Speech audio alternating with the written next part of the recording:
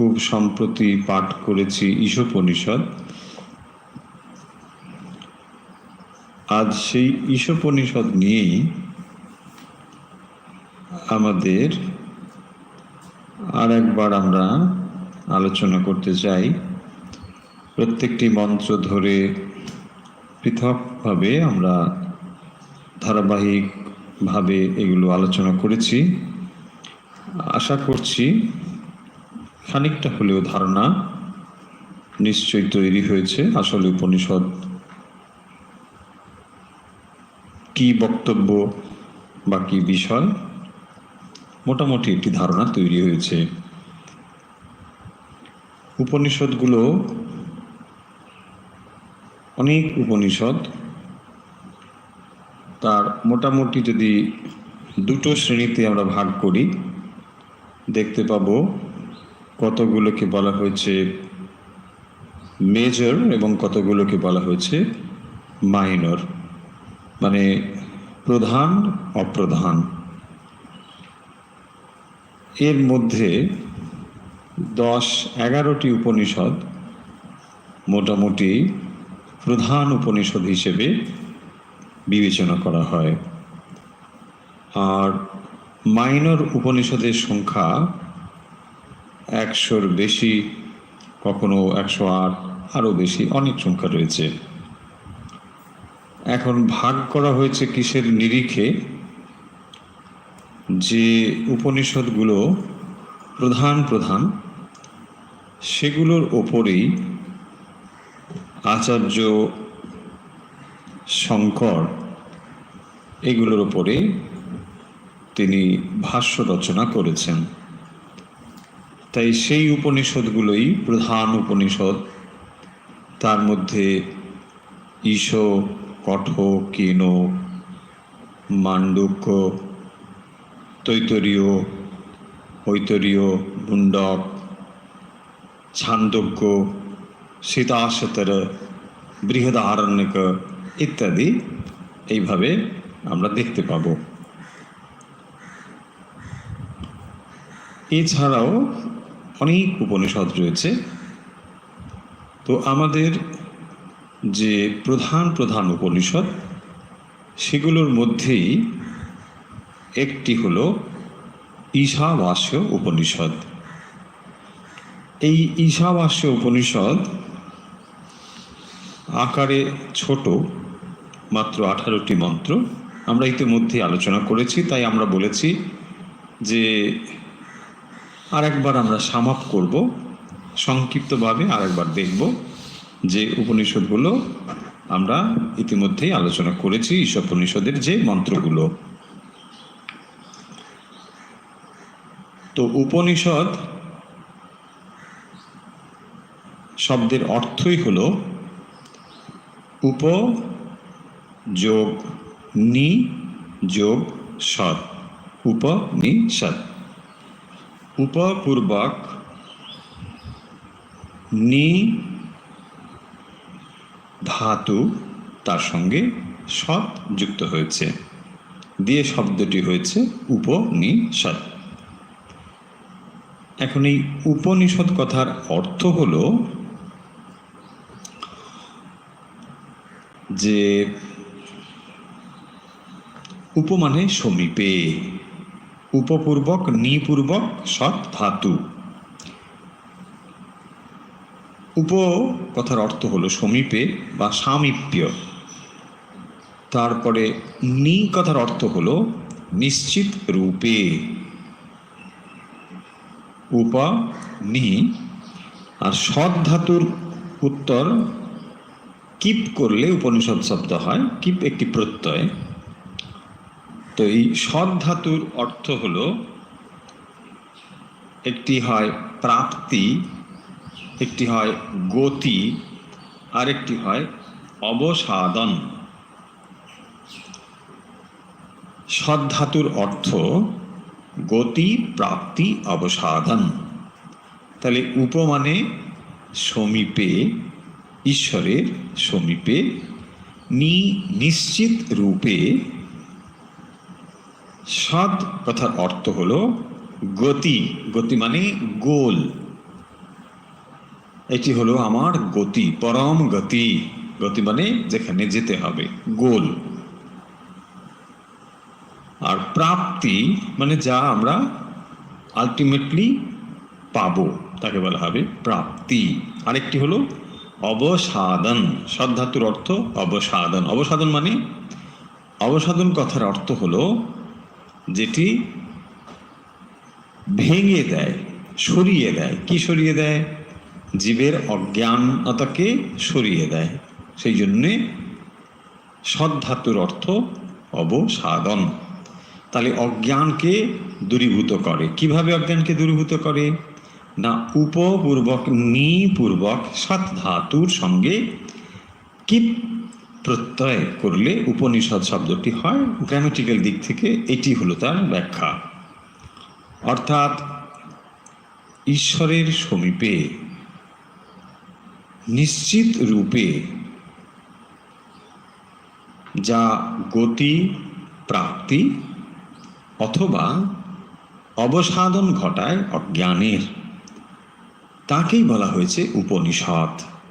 যে মানে তাহলে যে জ্ঞান। উপনিষদ কথার অর্থ হলো ব্রহ্মবিদ্যা।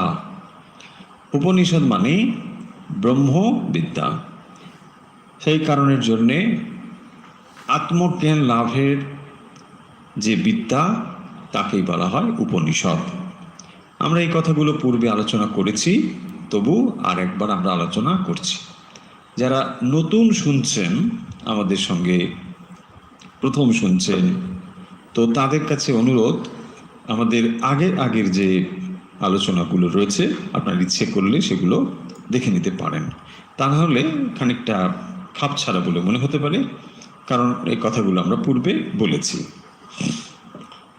তাহলে আমরা ট্র্যাডিশনালি যখন পাঠ শুরু করি কোনো একটি উপনিষদ, তার আগে একটি শান্তি মন্ত্র থাকে। আমরা এই কথাগুলো আলোচনা আগে করেছি। বেদের মধ্যে আমরা দেখব ঋক, সাম, যজু, অথর্বা, এই যে চারটি বেদ, এর শ্রেণীবিন্যাস কে করেছেন? ব্যাসদেব। ব্যাসদেব, বেদ ব্যাস তাকে বলা হয়, বেদ ব্যাস। কারণ বেদকে তিনি এইভাবে শ্রেণীবিন্যস্ত করেছেন। আমরা আগেই জানি বেদ মানে সেটি হলো জ্ঞান রাশি। জ্ঞান রাশিকে যখন গ্রন্থে লিপিবদ্ধ করা হয়েছে, তখন সেই গ্রন্থকেও আমরা বেদ বলি। কিন্তু বেদ বললে কোনো পার্টিকুলার গ্রন্থকে বোঝায় না। যাই হোক, তাহলে ব্যাসদেব কি করলেন? না এই ঋক, সাম, যজু, অথর্ব, এই যে চারটি বেদ, তিনি সেই বেদগুলোকে তার শিষ্যদের মধ্যে দায়িত্ব দিলেন, এক একজনের কাছে এক একটি বেদের যাতে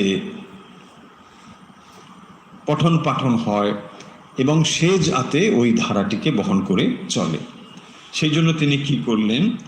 তার শিষ্য পৈলকে দায়িত্ব দিলেন ঋগ্বেদের। ঋষি পৈল ঋগ্বেদের দায়িত্ব গ্রহণ করলেন। তারপরে তিনি দিচ্ছেন বৈশম্পায়নকে যজুর্বেদের দায়িত্ব। ঋষি বৈশম্পায়ন, তাকে দিলেন যজুর্বেদের দায়িত্ব। জৈমিনী সামবেদের দায়িত্ব নিলেন এবং ঋষি সুমন্ত তিনি নিলেন অথর্ববেদের দায়িত্ব। এইভাবে তিনি চারজন শিষ্যকে চারটি বেদের দায়িত্ব দিলেন। আমরা আরেকবার নামগুলো বলে দিই। ঋষি পৈল ঋগ্বেদ, বৈশম্পায়ন যজুর্বেদ, জৈমিনী সামবেদ, সুমন্ত অথর্ববেদ। এখন এইভাবে দায়িত্ব দিয়ে দেওয়ার পরে বৈশম্পায়নের দায়িত্ব যজুর্বেদের। এই বৈশম্পায়নের এক শিষ্য হলেন যাজ্ঞবল্ক্য ঋষি। সেই যাজ্ঞবল্ক্য ঋষির সঙ্গে বৈশম্পায়নের একবার একটু বাদানুবাদ হয়। তো তাতে গুরু বৈশম্পায়ন একটু অসন্তুষ্ট হন যাজ্ঞবল্ক্যের ওপরে, এবং অসন্তুষ্ট হওয়ার ফলে তিনি শিষ্যকে বলেন যে যে বিদ্যা এতদিন তুমি লাভ করেছো আমার থেকে, সমস্ত বিদ্যা তুমি ফিরিয়ে দাও। তো তখন যাজ্ঞবল্ক্য রেগে সমস্ত বিদ্যা তিনি উদ্গীরণ করেছিলেন, বমি করে দিয়েছিলেন, যেভাবে কাহিনী রয়েছে। তো তারপরে কি করলেন, যখন তিনি সমস্ত বিদ্যা উদ্গীরণ করলেন, অন্যান্য তার শিষ্য যারা সেখানে ছিলেন উপস্থিত, তারা ঋষি, এবং তারা দেখলেন যে যাজ্ঞবল্ক্যের এইরকম অবস্থা হওয়ার ফলে একটি বিদ্যার শাখা সম্পূর্ণভাবে নষ্ট হয়ে যাবে, কারণ আর এই বিদ্যা পরবর্তী সময়ে তার শিষ্য প্রশিষ্যে কে নিয়ে যাবে, তিনি উদ্গীরণ করে দিয়েছেন। এখন এই বিদ্যাকে রক্ষা করার জন্যে অন্যান্য ঋষিরা একটি পাখির রূপ ধারণ করলেন, তার নাম তিত্তিরি পাখি। তিত্তিরি পাখির রূপ ধরে সেই বমন করা বিদ্যাকে তারা গ্রহণ করলেন, এবং এভাবেই যজুর্বেদ রক্ষা পেয়েছিল। তাই এই অংশটিকে বলা হয় কৃষ্ণ যজুর্বেদ। যজুর্বেদের এই অংশটিকে বলা হয় কৃষ্ণ যজুর্বেদ। এদিকে ঋষি যাজ্ঞবল্ক্য মনের দুঃখে তিনি সূর্যের উপাসনা করেন, পূষণ।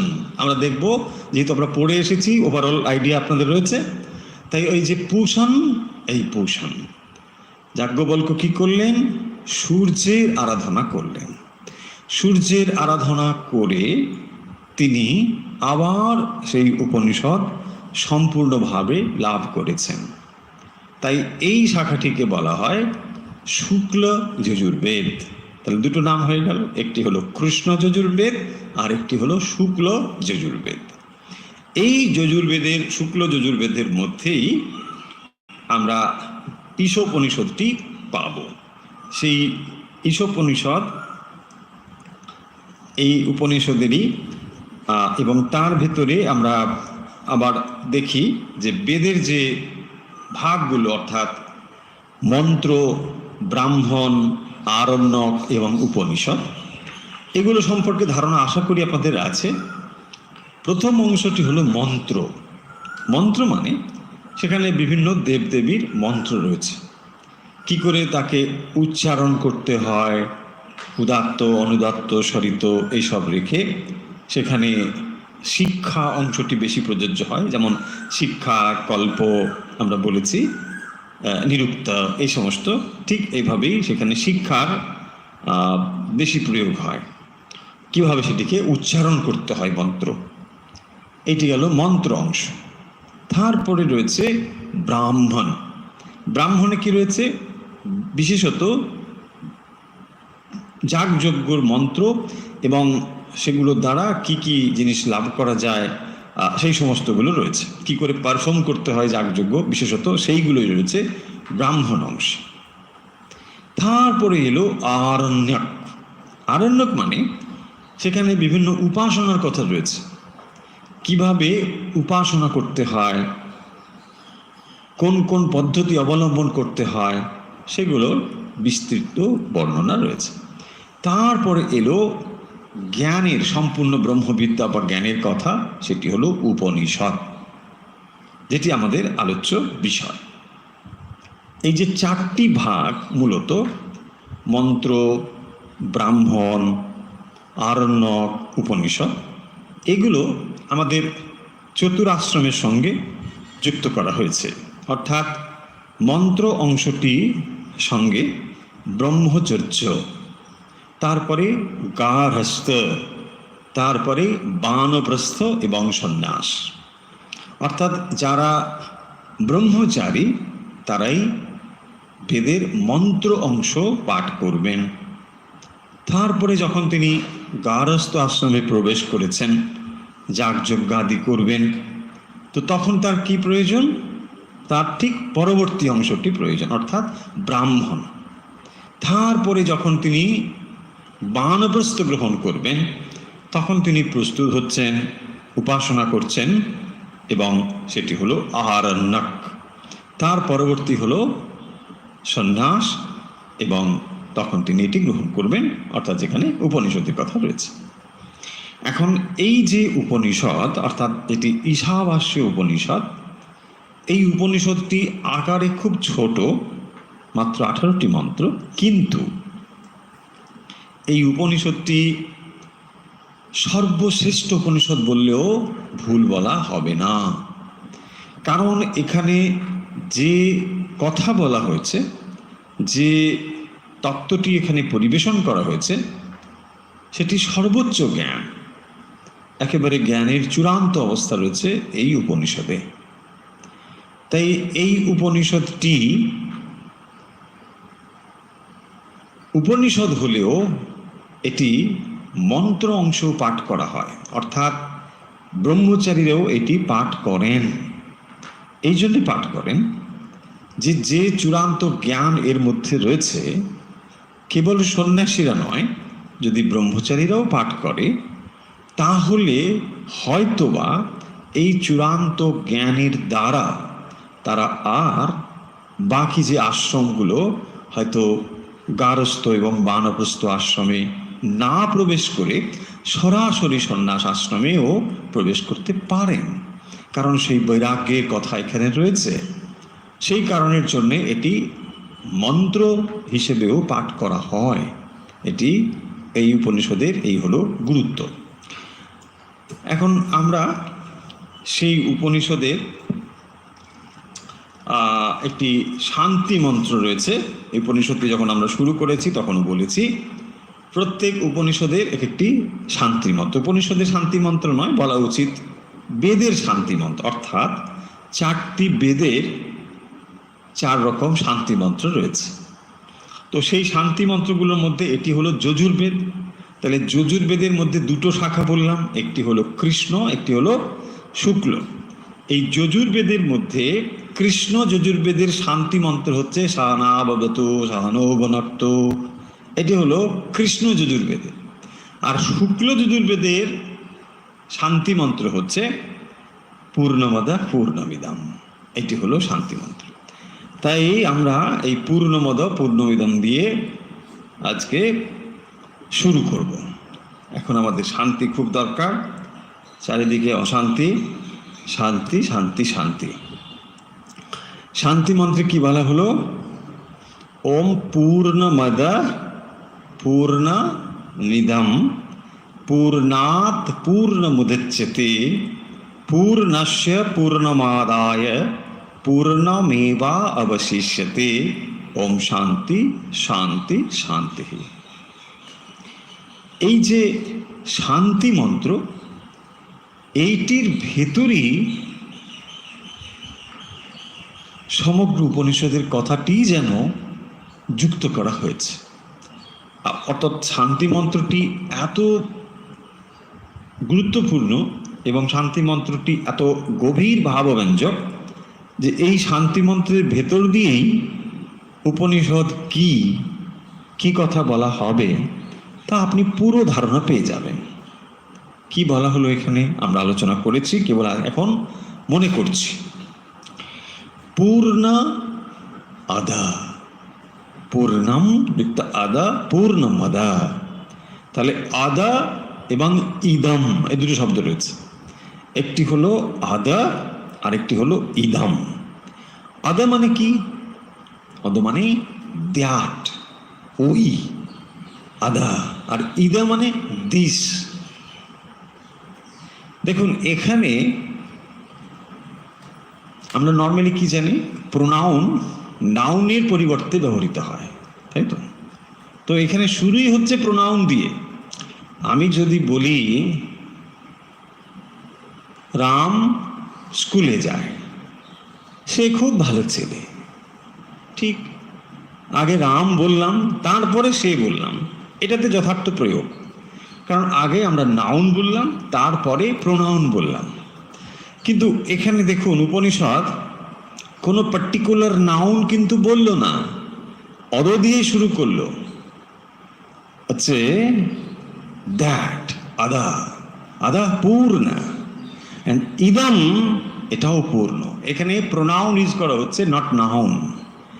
তার মানে যে বা যাকে উদ্দেশ্য করে বলা হচ্ছে তার পরিসরটি এত ব্যাপক যে তাকে আর কোনো পার্টিকুলার নাম দিয়ে তারপরে তাকে বলা হচ্ছে এটি নয়, অর্থাৎ এর ব্যাপ্তি এতটা বিশাল, সেই জন্য সেটি হলো পূর্ণম, কমপ্লিট। পূর্ণম মানে কমপ্লিট। কে কমপ্লিট? আদা কমপ্লিট। আদা means that, that means cause. আমরা যা দেখি কার্য এবং কারণ, তাহলে যা আমরা দেখছি তাকে বলা হয় কার্য, যা আমরা দেখতে পাচ্ছি না সেটি হলো কারণ। কারণ হলো পূর্ণ এবং কার্য হলো পূর্ণ। পূর্ণ মানে সর্বব্যাপী, পূর্ণ মানে অনন্ত, পূর্ণ মানে কমপ্লিট। পূর্ণতে মানে কোনো আংশিক খর্বতা নেই। এই মন্ত্র যদি আমরা যথার্থ রূপে বুঝি, কেবল অর্থ নয়, সত্যি সত্যি তাকে যদি আমরা উপলব্ধি করতে পারি, আর উপনিষদ পড়ার কোনো প্রয়োজনই নেই। বলছে বাহ, এই তো সুন্দর, এইটাই তো আমরা চেয়েছিলাম, এমন একটা মন্ত্র যা হলে আর কিছু পড়তেই হবে না। একদম তাই। সত্যি যদি আমরা এই মন্ত্রের অর্থ বুঝে যাই, আর কিছুই পড়ার প্রয়োজন নেই। পূর্ণমদ পূর্ণমিদম পূর্ণাৎ পূর্ণম উদচ্যতে। তাহলে উপনিষদের ঋষি এইটি উপলব্ধি করে প্রথম বলছেন যে যা আমরা দেখতে পাচ্ছি, আমি বৈচিত্র্য দেখছি, কিন্তু এই বৈচিত্র্যকে ঋষি বলছেন এর পেছনে যেটি কারণ রূপে রয়েছেন তিনি হচ্ছেন পূর্ণম। পূর্ণস্য পূর্ণম আদায় পূর্ণম এব অবশিষ্যতে। এখানে আমাদের ম্যাথমেটিক্স ফেল হয়ে যাবে, কারণ যে একটি জিনিস থেকে আরেকটি জিনিস যদি নিয়ে নিই তাহলে সেটি আংশিক খর্বতা হবেই হবে, থাকবেই থাকবে। কিন্তু এখানে বলছেন পূর্ণস্য পূর্ণমাদায় পূর্ণমেব অবশিষ্যতে, একটি অন্যরকম। পূর্ণ থেকে পূর্ণ নিলে পূর্ণই অবশিষ্ট থাকে। যেখান থেকে এই জগৎ প্রকাশিত হয়েছে তিনি স্বয়ং পূর্ণ, এবং সেখান থেকেই যে জগৎ সৃষ্টি হয়েছে সেটিও পূর্ণ, এবং যখন এই জগৎ থাকে না তখন তিনিও পূর্ণ। তার মানে এইটার উপরে তার অবস্থান কোনোভাবে নির্ভর করে না। যদি এই জগতের উপরে তার অবস্থান নির্ভর করত তাহলে এটা চলে গেলে তিনি পূর্ণ থাকে কি করে? হতে পারে না। তার মানে এইটার সঙ্গে, এই জগতের সঙ্গে তার অবস্থানের বা অবস্থিতির কোনো রকম তারতম্য ঘটে না। এক্সাম্পল, সমুদ্রের ঢেউ,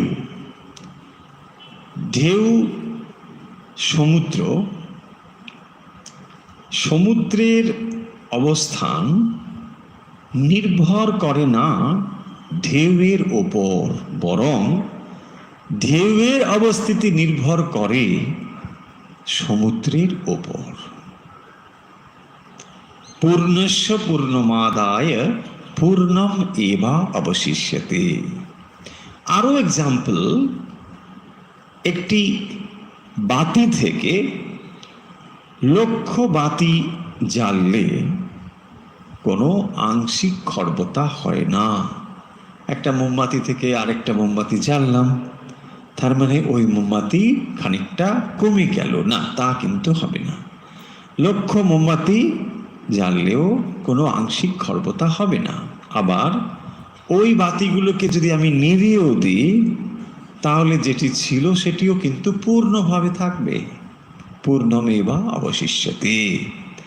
এই কথাগুলো জগৎ এবং মানুষ সম্পর্কে বা জগতের সঙ্গে ঈশ্বর বা ব্রহ্মের সম্পর্ক বোঝাতে এগুলো বলা হয়েছে। এগুলো একটি মহাবাক্যের মতো। মহাবাক্য কাকে বলে? 4টি বেদে 4টি মহাবাক্য রয়েছে। অহম ব্রহ্মাস্মি, তত্ত্বমসি, প্রজ্ঞানং ব্রহ্ম, এগুলো হলো মহাবাক্য। সেই মহাবাক্যগুলো যেগুলো কি করে না, জীব এবং ব্রহ্মের ঐক্য সাধন করে, তাকেই বলা হয় মহাবাক্য। যে বাক্যের দ্বারা জীব এবং ব্রহ্মের ঐক্য সাধিত হয়, যেখানে আর কোনো তফাৎ নেই, তাকেই বলা হয় মহাবাক্য। সেই মহাবাক্যগুলো রয়েছে। তাহলে এখানেও সেই ভাবটি প্রকাশিত হয়েছে যে জীব এবং ব্রহ্মের ভেতরে কি সম্পর্ক। এখন প্রশ্ন হতে পারে যে আমরা এই উপনিষদগুলো কেন পড়ব? এইসব বুঝলাম, ভালো কথা, পূর্ণমদ পূর্ণমিদ ঈশাবাস্য, ভালো কথা। এগুলো পড়ে আমার হবে কি? আমার এখন চাকরি হবে, ছেলের বিয়ে হবে, মেয়ের চাকরি হবে, এসব কি হবে? প্রশ্ন হতেই পারে, তাই না? আমাদের উপনিষদের ঋষিরা বলছেন, যত এই জগতের দুঃখ আমরা অনুভব করছি, সমস্ত দুঃখের একটি কারণ। হ্যাঁ, সব দুঃখের একটি কারণ। আমার ছেলে অসুখ, চাকরি হয় না, কত সমস্যা মানুষের, সমস্ত সমস্যার একটি উত্তর বলছে হ্যাঁ, ওই হোমিওপ্যাথির মতো সব নাক্স ভূমিকা থাকটি। যত রকম অসুখ আছে আপনি সব নাক্স দিয়ে দিন, দেখবেন প্রথম ওষুধটা হচ্ছে নাক্স, ব্যাস দিন। না যারা হোমিওপ্যাথি ডাক্তারবাবু খারাপ ভাববেন না, হোমিওপ্যাথি মেট্রোমেটিকাতে হোমিওপ্যাথি আপনি ওই নাক্স ভূমিকা খুলবেন, দেখবেন মানে অন্তত 100 পাতা জুড়ে নাক্স ভূমিকার কথা আছে। তার মানে বক্তব্যটা হলো এই, যে কোনো অসুখ হোক আপনি প্রথমে একটু নাক্স ভূমিকা দিয়ে দিন, তারপরে আপনি দেখুন অন্য ওষুধ দিলে দিতে পারবেন, কোনো সমস্যা নেই। আমাদের উপনিষদের ঋষিরাও এই রকম ভাবে আমাদের যত জাগতিক দুঃখ রয়েছে সমস্ত দুঃখের সমাধান বার করেছেন একটি মেডিসিন দিয়ে। সেই মেডিসিনটি কি? সেই মেডিসিনটি হচ্ছে নিজেকে না জানা। আমরা নিজেকে জানি না বলেই এত দুঃখ পাই। একটি গল্প বলি, গল্প শুনতে ভালোই লাগে। স্বামী বিবেকানন্দ স্বয়ং এই গল্পটি বলেছেন। তিনি বলছেন যে একটি সিংহ তার পেটে বাচ্চা ছিল, সে জঙ্গলে যেতে গিয়ে হঠাৎ বাচ্চা প্রসব করে এবং মা সিংহটি সেখানে মারা যায়, সিংহী। তারপরে ওই বাচ্চাগুলো সেগুলো ভেড়াদের মধ্যে বড় হতে থাকে। জঙ্গল, স্বাভাবিকভাবে সেখানে ভেড়া ছিল, তাদের মধ্যে ওগুলো বড় হতে থাকে এবং বড় হতে হতে ওই ভেড়াদের মধ্যে থাকতে গিয়ে ও এরকম ঘাস খায়, ঘোরে, ভ্যাঁ ভ্যাঁ ভ্যাঁ ভ্যাঁ ভ্যাঁ ভ্যাঁ করতে থাকে। তারপরে একদিন একটি সিংহ ঘুরতে ঘুরতে এসে বলে, আরে এখানে ভেড়াদের মধ্যে এইটা সিংহ, এটা এখানে এরকম করে ঘাস খায়, ভেবে করে। তাকে বলছে, তুই কিন্তু ভেড়া নয়, তুই সিংহ। তো সে বলছে, আবার করলো, বলে দেখ চল, তোকে ধরে নিয়ে তাকে একটা কুয়োর কাছে নিয়ে গেল। সেখানে জল ছিল। এই দেখ, ভালো করে দেখ, আমার ছবি দেখতে পাচ্ছিস, তোর ছবি দেখতে পাচ্ছিস, দেখ তো তুই কেন ব্যবহার করিস, আমার মতো গর্জন কর, তুই সিংহ। সে কিছুতেই বিশ্বাস করে না। এইটি হচ্ছে আমাদের একদম, আমাদেরও এই উপনিষদের ঋষিরা এসে বলছেন, আরে না না, তোমরা ভেড়া না। বলছে না, আমরা ভেড়া করে ডেকে উঠছি। এই হচ্ছে আমাদের অবস্থা। একদম এই ভাষাতেই বলেছেন যে তোমাদের ভেতরে সেই অনন্ত শক্তি রয়েছে মানুষের ভেতরে অসীম অনন্ত শক্তি বিদ্যমান, তথাপি আমরা নিজেদেরকে ভুলে গিয়েছি এবং সেই কারণের জন্যে ওই ভেড়াদের মতো আচরণ করছি।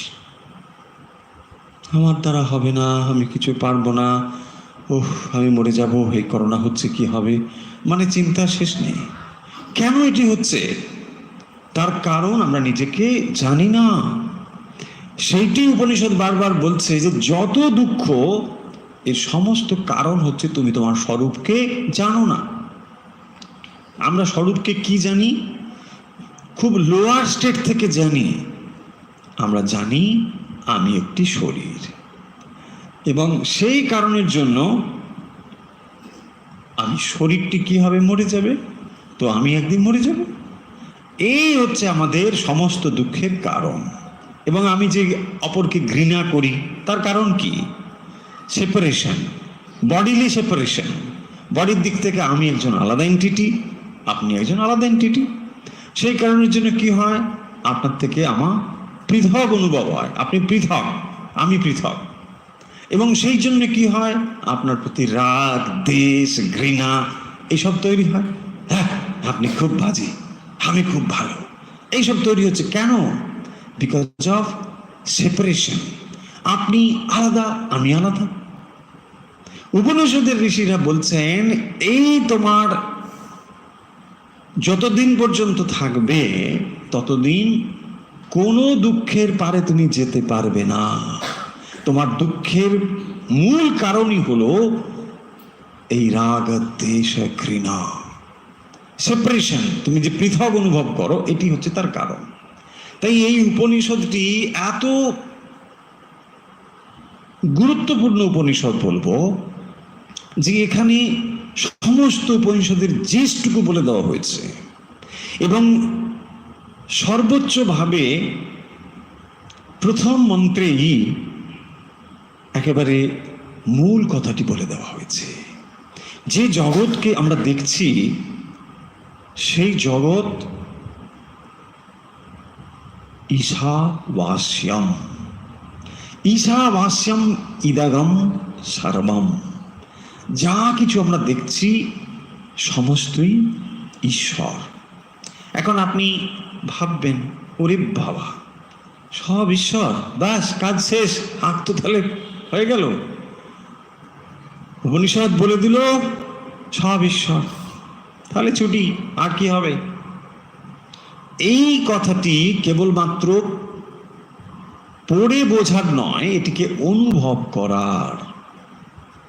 যত সময় পর্যন্ত আমরা এইটি না বুঝব যে এই বিশ্ব ব্রহ্মাণ্ডের সঙ্গে আপনার একটি সম্পর্ক রয়েছে, এবং সেই সম্পর্কটি জড় সম্পর্ক নয়, চেতন সম্পর্ক। মানে একটি বালির স্তূপের মধ্যে অসংখ্য ছোট ছোট বালি আছে। এই বালির সঙ্গে বালির স্তূপেরও একটি সম্পর্ক রয়েছে।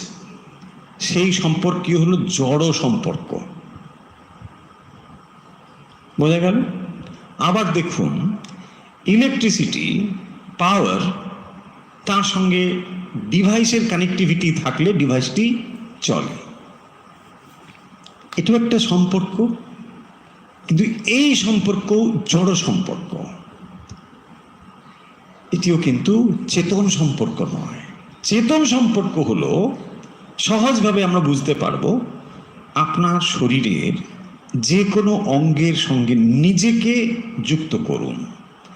আপনার শরীরে কয়েক ট্রিলিয়ন সেল আছে, ছোট ছোট কোষ। প্রত্যেকটি কোষ কিন্তু আপনি স্বয়ং, আপনি, আপনার এক একটি অঙ্গ আপনি। এই যে আপনার একটি অঙ্গের সঙ্গে আপনার সম্পর্ক, যাকে আমরা কি বলি অঙ্গাঙ্গী সম্পর্ক। অঙ্গাঙ্গী মানে অঙ্গ এবং অঙ্গী।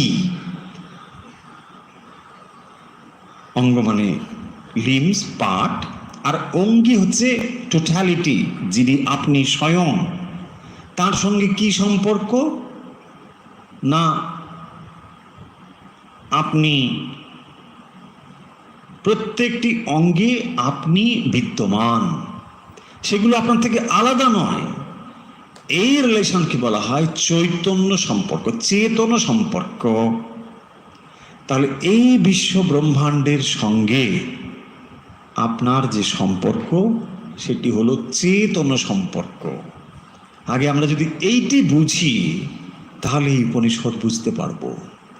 এই বিশ্ব ব্রহ্মাণ্ডের সঙ্গে আপনার সম্পর্ক হলো চেতন সম্পর্ক।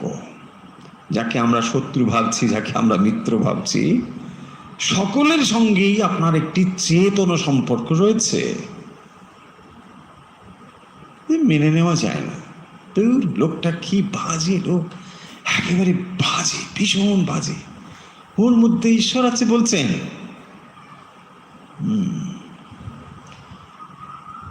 সকলের মধ্যে ঈশ্বর আছে এটি অনুভব করতে হলে প্রথম নিজের ভেতরে ঈশ্বর আছেন এইটি আপনাকে ম্যানিফেস্ট করতে হবে প্রথম। তা না হলে এই কথাটার কোনো অর্থ হয় না। ছোটবেলা থেকেই তো সবাই শুনেছি সবাই ভগবান আছে, কে শোনেনি বলুন? ভারতবর্ষে যারা জন্মগ্রহণ করেছেন এমন কোনো মানুষ আছেন যে শোনেননি ভগবান সর্বব্যাপী? কে না শুনেছে? সকলে। কেউ লাভ হয়েছে শুনে? কোনো পরিবর্তন হয়েছে শুনে? আপনি যেমন যেমন চলছেন ঠিক তেমনই চলছেন, কোনো পরিবর্তন হয়নি। এই কথাটি তখনই আপনার ভেতরে পরিবর্তন আনবে যখন আপনি বুঝবেন ঈশ্বর আপনার ভেতরে আছেন। আপনি যখন এটি অনুভব করবেন তখনই বুঝবেন যে সকলের ভেতরেই তিনি আছেন। সেই জন্য সহজতম রাস্তা হলো নিজের ভেতরে তাকে উপলব্ধি করা। তাই ঈশাবাস্যমে ইদম সর্বম এটিকে অনুভব করতে গেলে প্রথম নিজের ভেতরে এটিকে অনুভব করতে হবে।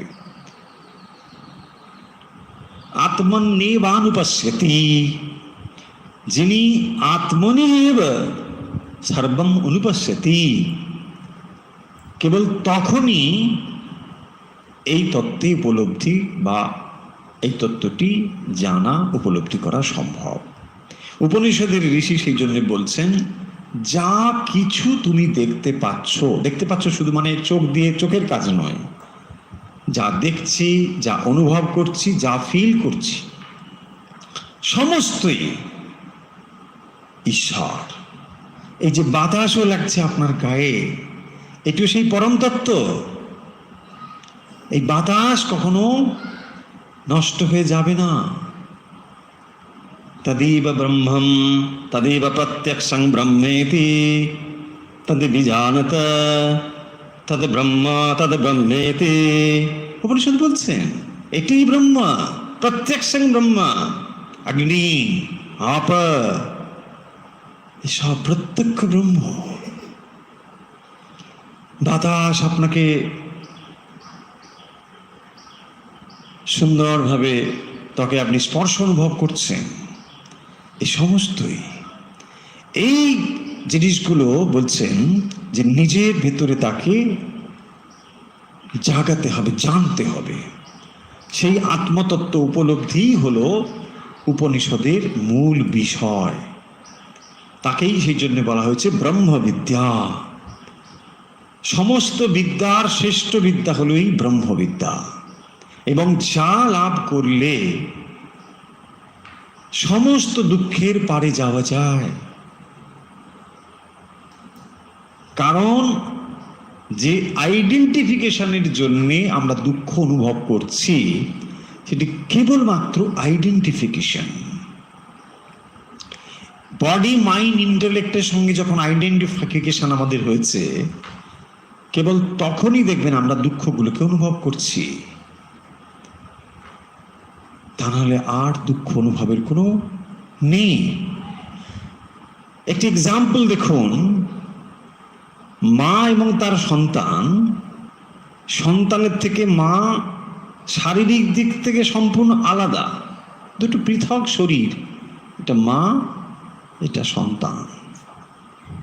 কিন্তু মা কমপ্লিট আইডেন্টিফাইড বৈদ্যের চান। ওই ছেলেটির সঙ্গে মা আইডেন্টিফাইড হয়েছে বলে তার সঙ্গে একত্ব অনুভব করে, এবং এই একত্বম অনুপশ্যতা, একত্ব অনুভব করে বলে কোনো জিনিসটি তার কাছে আর খারাপ অনুভব হয় না। যদিও অন্যের কাছে সেই সন্তানটি খুবই বাজে ছেলে, মায়ের কাছে তা কখনোই হয় না। তাহলে এই বিশ্ব ব্রহ্মাণ্ডের যে সর্বব্যাপী সত্তাটি রয়েছে সেইটি অনুভব করলে তখন এই সব কিছুকে এক অনুভব করা যায়, যে সব কিছুর সঙ্গে আপনিই রয়েছেন। অদ্বৈত বেদান্ত এইটি বারবার বলছে যে এই বিশ্ব ব্রহ্মাণ্ড রয়েছে তুমি আছো বলে, মানে আমি আছি বলে। হ্যাঁ, তুমি দ্রষ্টা আছো বলেই দৃশ্য রয়েছে। যখন তুমি ঘুমিয়ে যাও, যখন তুমি একেবারেই ঘুমিয়ে যাও, সুষুপ্তিতে থাকো, তখন তোমার কি আইডেন্টিফিকেশন থাকে বলো? তুমি এত বিদ্বান, তুমি এত ধনবান, তুমি এত জ্ঞানবান, তুমি এত রূপবান। কোথায় বিবান? কোনো বান কিছু নেই। তখন তুমি ভগবান, কারণ রিয়েলি তখনই তুমি সত্যি সত্যি নিজের সত্তায় আছো, তখনই তুমি পরম সত্তার সঙ্গে এক হয়ে থাকো।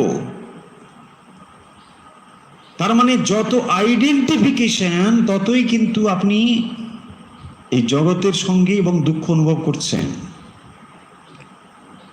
আমরা বহুবার কথা বলেছি, as a mother you are suffering, as a wife you are suffering, but as a human being you have no suffering.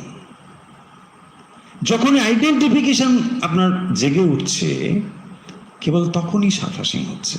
তাহলে এই আইডেন্টিফিকেশনটিকে কেবল ক্ষুদ্র আমির সঙ্গে যুক্ত না করে উপনিষদ বলছেন সবার সঙ্গে যুক্ত করতে।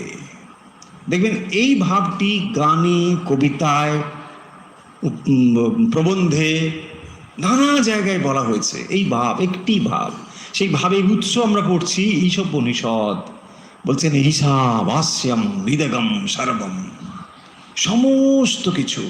তার মানে অদ্বৈত বেদান্ত বলে কেবল দ্বৈত ভাবনাই দুঃখের কারণ। সমস্ত দুঃখের কারণ হলো দ্বৈতানুভূতি,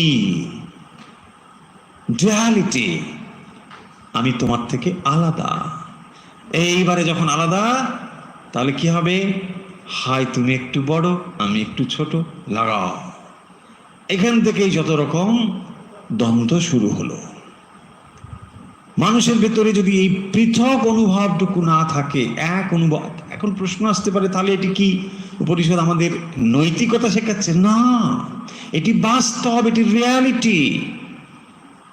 নৈতিকতা শেখাচ্ছে না উপনিষদ, নৈতিকতার অনেক ঊর্ধ্বে।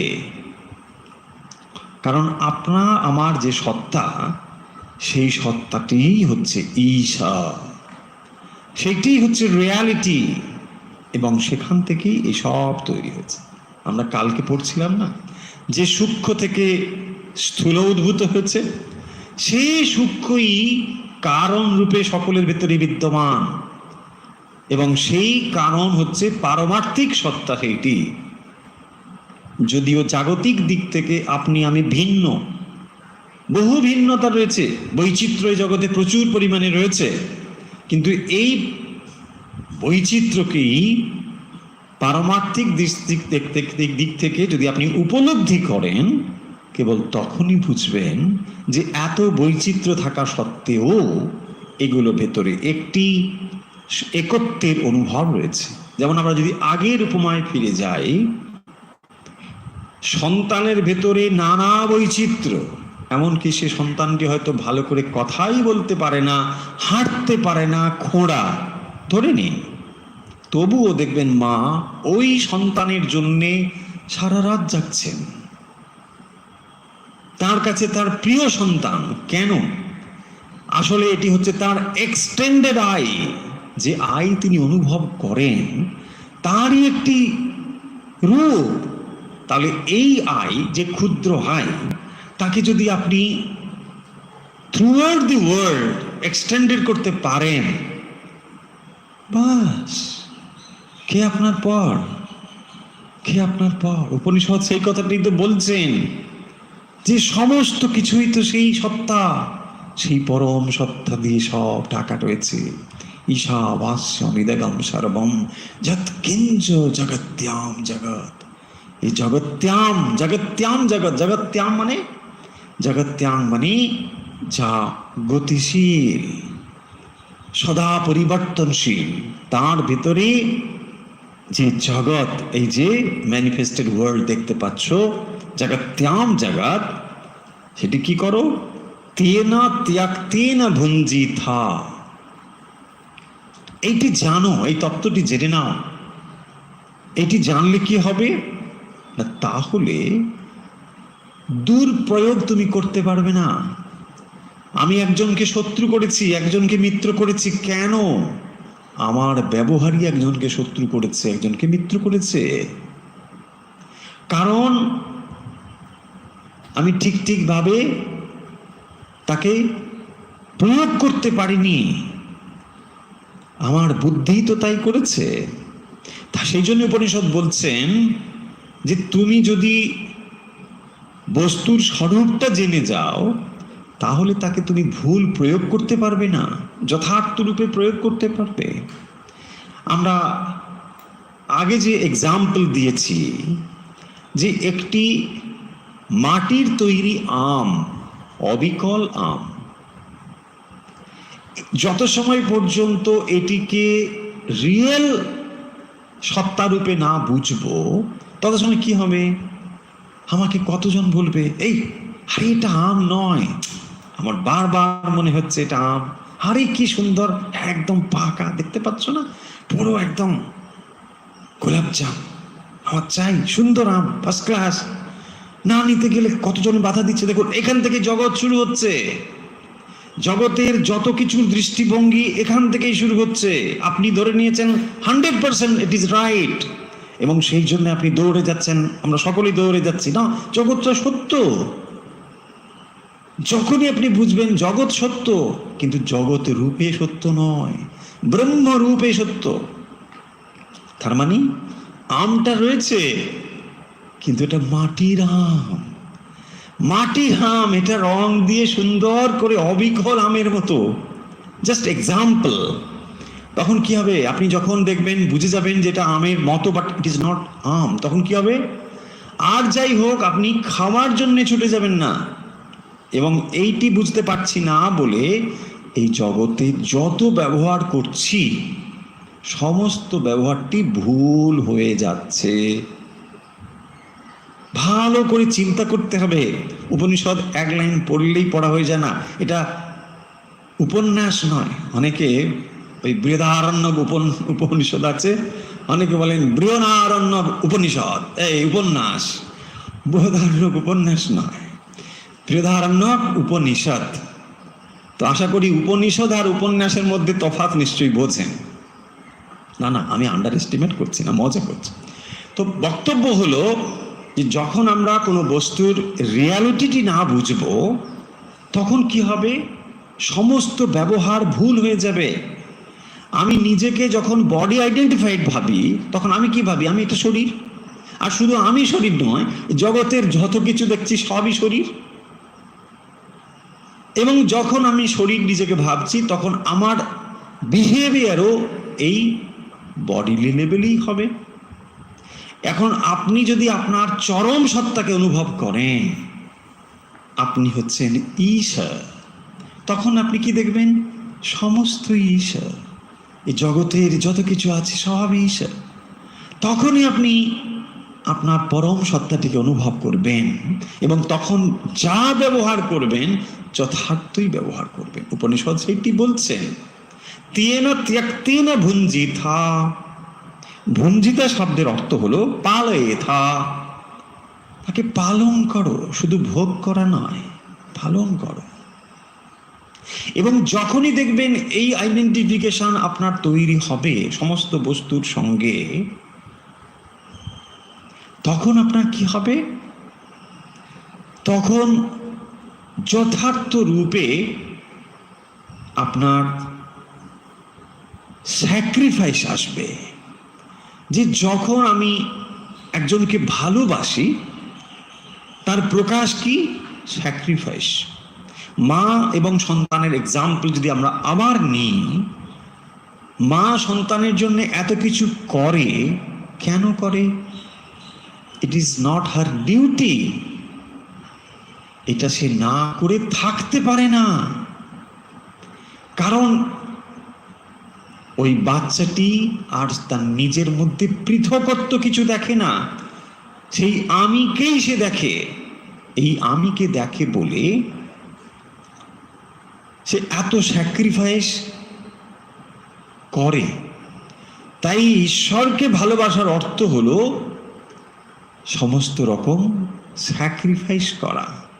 তেনা ত্যক্তেনা ভুঞ্জিতা মা গৃধা কাশ্যসিদ ধনম। উপনিষদ আমাদেরকে এমনভাবে এখানে সাবধান বাণী বলছেন যে তোমরা এইরকমটা হইও না। এটা একটি সাবধান বাণী। কিরকম সাবধান বাণী? বলছেন মা গৃধা, শকুনের মতো হইও না, ওই রকম বৃত্তি করো না। একেবারে উপরে থাকে কিন্তু শুধু মাংস নয়, পচা মাংস। কোথায় তার সঙ্গে আমাদের এক্সাম্পল তুলে ধরেছেন, উপনিষদ তুলে ধরেছেন, আমরা তুলছি না। বলছেন মা গৃধা, এইরকম বৃত্তি করো না। কাশ্যসিদ ধনম, ধনম কাশ্যসিদ। যদি সমস্ত ঈশাবাস্যম হয়, তুমি আমার আমার করো কেন? ভালো করে বোঝো। তোমাকে উপনিষদ শুকিয়ে মরতে বলছেন। ওরে বাপরে, তাহলে বলবে আমি তাহলে কি করি? আমি কি শুকিয়ে মরবো? না, একদম তোমাকে শুকিয়ে মরতে উপনিষদ বলছে না। বরং পরের মন্ত্রেই বলবেন শতগম সমাহা, তুমি বাঁচার চেষ্টা করো, বাঁচো। কোনো তোমাকে মরতে বলছে না উপনিষদ, ভালো করে বাঁচো। কিন্তু সত্যি কি তুমি এখন বেঁচে আছো? এটা অনুভব করো। আমরা যথার্থ রূপে বেঁচে আছি কি? আরে সব সময় তো ভাবছি এই মরে যাবো, এই মরে যাবো, এতে বাঁচার কি? যখন আপনি সত্যিকারের বুঝবেন যে আপনি মারা যাবেন না, বরং তখনই তো ভালোভাবে বাঁচবেন, তাই না? না হলে তো প্রত্যেক মুহূর্তে মনে হয় এই মরে যাবো, সেই মরে যাবো, এই মরে যাবো, এই মরে যাবো। যদি কেউ ভাবে, সে কি বাঁচতে পারে? সে বাঁচার আনন্দ পাবে কি করে? উপনিষদ সেই জন্য বলছেন শতগম সমাহা কুর্বন্যবিহ কর্মাণি জিজি বিশেষ শতগম সমাহা। তুমি এইভাবে কর্ম করে 100 বছর এবং যথার্থ রূপে অর্থাৎ পরিপূর্ণ রূপে বাঁচার চেষ্টা করো, তাতে কোনো অসুবিধে নেই, বাঁচো। এবং এভাবেই যদি করো তাহলে কি হবে? কর্ম তোমাকে লিপ্ত করবে না, তাহলে তুমি আনঅ্যাটাচড থাকবে। দেখুন, এই দুটো মন্ত্রেই সমস্ত কথা উপনিষদ বলে দিয়েছেন। এত সংক্ষেপে, এত সুন্দরভাবে অন্য কোথাও আমরা পাবো না। আমরা আরো অনেক উপনিষদ পড়ব, সেখানে অনেক কথা বলা হয়েছে, কিন্তু একেবারে পরিপূর্ণ একটি সুন্দর একটি বাক্য বা সুন্দর একটি কথা এই দুটো লাইনের মধ্যে একটি সমগ্র জীবন দর্শনকে তুলে ধরেছে উপনিষদ। তাই বারবার বলবো, যারা মনে করেন যে উপনিষদ খুব কঠিন জিনিস এবং কেবলমাত্র সন্ন্যাসীরা এই চর্চা করবেন, এটি যথার্থ নয়। অনেকে বলেন না মহারাজ, আমরা তো গৃহী মানুষ, আমরা মানে সংসারী মানুষ। কে আপনাকে সংসারী হতে বলেছে? কে বলেছে বলুন? কেউ বলেছে? কেউ বলেনি। আর সংসারী শব্দের অর্থ কি? সংসারী সকলেই, সংসরতি ইতি সংসারও, ভালো করে বুঝুন। যত সময় পর্যন্ত এই শরীরটাকে আপনি ভাবছেন আপনি সংসারী, সে আপনি আশ্রমেই থাকুন আর যেখানেই থাকুন, কিচ্ছু এসে যায় না, তফাৎ কিচ্ছু নেই। সংসারতি ইতি সংসার। তাই সংসারী হওয়া হয়েছি বলে এক্সকিউজ নয়, বাস আমি সংসারী হয়েছি, বাস ভালো কথা, আমার মানে আমার তো ঘুরতে হবে, আমার ছুটতে হবে, আমার উপনিষদ পড়তে হবে না, আমার টিভি দেখতে হবে, না না না, এমন আপনাকে কেউ বলছে না। আপনাকে উপনিষদ বলছেন যে এই নলেজগুলো আপনারও দরকার, আপনি এগুলো জানুন, এগুলো বুঝুন। এই জীবন একটি বিরাট সম্ভাবনার নাম, আপনারও কিছু জানার রয়েছে। কেন আপনি দুঃখ পান, যাকে আমরা সংসারের দুঃখ বলে বুঝি, ডেফিনেটলি সংসারের দুঃখ তো রয়েছে, কিন্তু সেই দুঃখ কি চিরদিন আপনি দুঃখ অনুভব করবেন নাকি সুখ অনুভব করতে চান? এই হলো আপনাকে উপনিষদের প্রশ্ন। যদি আপনি চান সুখ অনুভব করতে, উপনিষদ বলছে রাস্তা আছে। কেন ব্যয় ব্যয় করো, সিংহের মতো গর্জন করো, বলছে না আবার সেই আমি ব্যয় ব্যয় করব। কারণটা কি? স্বভাব। যা আমরা করে এসেছি তাকেই ভাবছি বোধহয় এটাই আমার স্বভাব। কিন্তু যখন একবার ওই দর্পণে প্রতিবিম্ব যখন দেখবেন, হারি বাপরে, আমি কোনো কালেই তো ভেড়া ছিলাম না। দেখুন, এটি উপনিষদ বলছেন, আপনি ভেড়া কোনো কালেই নয়। এই যে বলছেন সংসারী, এটি হচ্ছে ওরই বক্তব্যের মতোই।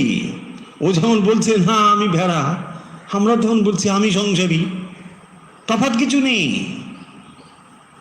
আরে সংসারী নয়, তুমি সেই অমৃতস্য পুত্রা, তোমার ভেতরে সেই অমৃতত্ব রয়েছে। আরে সেই অমৃতত্ব দেবার জন্যই তো তোমাকে ভগবান বারবার আসছেন, উপনিষদ মুখে বলছেন, গীতা মুখে বলছেন, কতভাবে বলছেন। কেন তুমি কাঁদো, কেন দুঃখ পাও? তোমার ভেতরে সেই অমৃতত্ব জল জল করছে। হিরণময়ীনা পাত্রেনা সত্য সাপীতং মুখম। কেন দেখো না? দেখো, উপনিষদ সেইটি বারবার বলছেন, তোমার ভিতরে সেই সম্ভাবনা রয়েছে। তুমি যে একটি জড়পিণ্ড নয়, কেবল শরীরে একটি বহন করে বেড়াচ্ছ একটি জড়পিণ্ড, কতগুলো মাংস, বলছে না না না, এর ভেতরে একটি চৈতন্য সত্তা জল জল করছে। এবং সেই জন্যই এই মাংসটিকে, জড়পিণ্ডটিকে এত মূল্যবান বলে মনে হচ্ছে। তার সঙ্গে কানেক্টিভিটি শেষ হয়ে গেলে হরি ওম তৎসৎ, শেষ। ব্যাস, দেখুন, এইটা বুঝুন। এই যে রূপরস গন্ধময় এত সুন্দর পৃথিবী মনে হচ্ছে, এর সঙ্গে ঈশ্বর আছেন, তাই এটিকে এত রূপরস গন্ধময় বলে মনে হচ্ছে। তিনি কারণ রূপে আছেন বলি আমরা সেই দিকে দৃষ্টি না দিয়ে কেবল যদি বাইরের জিনিসটি দেখি, তাহলে আংশিক দর্শন হয়। শ্রীরামকৃষ্ণ সেই জন্য কত ভাবে বলছেন, সবাই বাগান দেখে, মালিকে কে দেখে? মালিক হচ্ছেন ঈশা। না, ঈশা মানে আপনারা আবার কেউ ভুল বুঝবেন না, ওই ঈশা ফাউন্ডেশনের কথা বলছি বলে। এসব এখন শব্দ বলা খুব মুশকিল, মানুষ ভাববে এখন, হ্যাঁ খুব মুশকিলে করো। এখন পতঞ্জলি লোকে ভাববে ওই সব কি সব, ব্যাস এই খুব মুশকিল, শব্দ বলা খুব মুশকিল। পতঞ্জলি যে একজন ঋষি ছিলেন, সে কথা মানুষ এখন জানে না। পতঞ্জলি বললি ওরে ভাবরে, পতঞ্জলি জানি, ওই তো এই করে, ওই এই করে, এই খুব মুশকিল। তাই বারবার ঈশা শব্দ বলছি মানে এটা ভাববেন না, ফাউন্ডেশন হচ্ছে দু একদিনের জিনিস, ওটার সঙ্গে এর সঙ্গে কোনো কানেক্টিভিটি নেই। দ্যাট দ্য ওনলি ওয়ার্ড, ওরা এই ওয়ার্ডটা ব্যবহার করে, তার মানে এটা নয়, এটা হাজার হাজার বছর আগেকার জিনিস। ভালো করে বুঝুন, হয়তো আপনারা ভুল বুঝবেন না, বোঝার সম্ভাবনা প্রচুর আছে।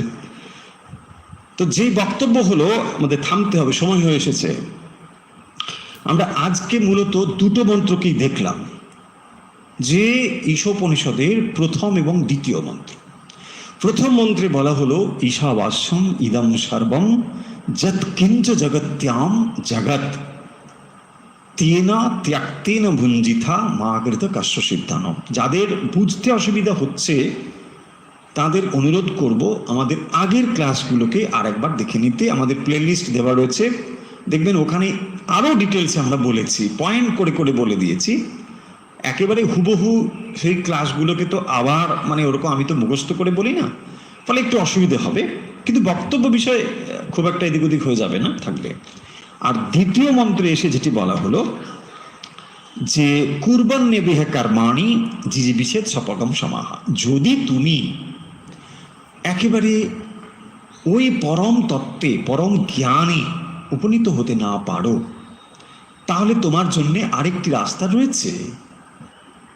আমরা বহুবার বলেছি যে either we can know or we can do. So knowing faculty মানে প্রথম জ্ঞান, চরম জ্ঞান, আত্মজ্ঞান।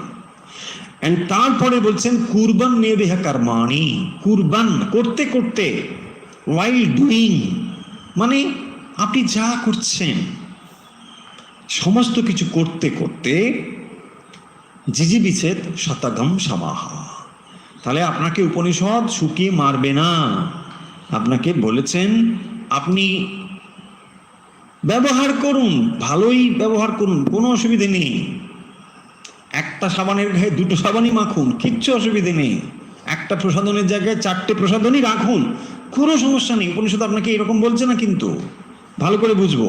কিন্তু ভালো করে যেটি বলছেন, এবং তুই নান্যতে অস্তি ন কর্ম লিপ্যতে নরে, এইটিকে কখনো পজিটিভনেস করো না। এটি হলো মূল বক্তব্য। আছে ব্যবহার করো, নেই আনন্দে থাকো। ভগবান আজকে এই দিয়েছো, তুমি কি দিয়েছো, খুব খুশি। আজকে দাওনি, তুমি কি পরম কৃপালু, আজকে দাও। এইটি বলতে শিখতে হবে, তাহলেই হলো। যা পেয়েছো যদৃচ্ছা লাভ সন্তুষ্ট, ভগবদ গীতাতে বলছেন কুরবান নেবে কর্মাণি, তুমি এইভাবে যদি করতে পারো তাহলে তুমি এবং তুই নাম্যতে অস্তি ন কর্ম লিপ্যতে নারে, তুমি কর্মের দ্বারা আর লেপায়মান হবে না, অ্যাটাচড হয়ে পড়বে না। এইভাবে তুমি জীবিত থাকো, তুমি কোনো সমস্যা নেই, এখানে আনন্দে থাকো। তিনবার শান্তি উচ্চারণ করা হয়েছে শান্তি মন্ত্রে, ওম শান্তি, ওম শান্তি, ওম শান্তি। তিনবার শান্তি মানে আধ্যাত্মিক, আদি ভৌতিক, আদি দৈবিক সমস্ত রকমের শান্তি হবে। এই উপনিষদ চরম জ্ঞান এইগুলো লাভ করলে পরম শান্তি লাভ হয়। এবং সেই শান্তি এলে কি হবে? আনন্দ আসবে, সচ্চিত আনন্দ। তিনটে শব্দ আমরা বলি, কিন্তু তিনটে পৃথক জিনিস নয়। যাহাই সৎ, তাহাই চিত, তাহাই আনন্দ, সচ্চিদ আনন্দ। যখনই আপনি সৎ স্বরূপের উপলব্ধি করেন তখন আপনি চৈতন্য, এবং তখন আপনি আনন্দের উপলব্ধি করেন। তাই সচ্চিদ আনন্দ মানে তিনটে আলাদা নয়, একই জিনিস, সৎ, চিত এবং আনন্দ। তাই যে কোনো একটি যদি আপনার অন্তরে ম্যানিফেস্টেড হয় তখনই আপনি পূর্ণ জ্ঞান লাভ করবেন। তাহলে আমরা ঈশাবাস্য উপনিষদের গুরুত্ব আশা করি বুঝলাম, এবং এই উপনিষদটির 1 এবং 2 নম্বর মন্ত্র আমরা দেখলাম। মন্ত্রের বৈশিষ্ট্যগুলো সম্পর্কে যদি দেখি তাহলে দেখব যে 3য় নম্বর মন্ত্রে এখানে আত্মার বিস্মৃতি হলে, ভুলে গেলে কি হয় সেটি বলেছেন, যেখানে তিনি বলছেন আত্মহনু জানাহা। 4 এবং 5 নম্বর মন্ত্রে কি বলেছেন না, আত্মস্বরূপের সর্বব্যাপী যে রূপ সেটি 4 এবং 5-এ বলা হয়েছে। 6 নম্বর এবং 7 নম্বর মন্ত্রে কি বলছেন না, শোক মহাদি নাশের কথা বলেছেন 7 এবং 6 এবং 7-এ। তত্রকা মোহকা শোকা একত্বম অনুপশ্যতা, সেখানে শোক এবং মোহ চলে যায়। তারপরে 8 নম্বর মন্ত্রে এসে বলছেন যে আত্মার যথাযথ রূপ এবং দেবতাগণকে তার যে কর্মের অধিকার সেই সমস্ত বলেছেন 8 নম্বরে। এরপরে 3টে করে আমরা দেখতে পাবো, অর্থাৎ 9, 10, 11, 12, 13, 14, সেখানে এসে কর্ম ও দেবতার চিন্তার যে এক ফল নয় ভিন্ন ফল সেগুলো বলেছেন। তারপরে 12, 13, 14-তে এসে সমষ্টি বেষ্টি উপাসনার ফল কথা বলা হয়েছে। এবং তারপরে যখন এসেছে অর্থাৎ 15, 16, 17, 18 এখানে মৃত্যুর পূর্বে যে প্রার্থনা সেইটি আমরা মূলত দেখতে পাবো 15, 16, 17, 18। তাহলে এইভাবে যদি আমরা মন্ত্রগুলোকে ভাগ করি তাহলে একটা শ্রেণীভুক্ত করতে পারবো। 18 মন্ত্র, তার 1, 2, 1 জ্ঞান কর্ম, 3-এ এসে আত্মহনো জানাহা সেটি বললেন। তারপরে পরপর এইভাবে সেগুলোকে ক্লাসিফিকেশন করা হয়েছে।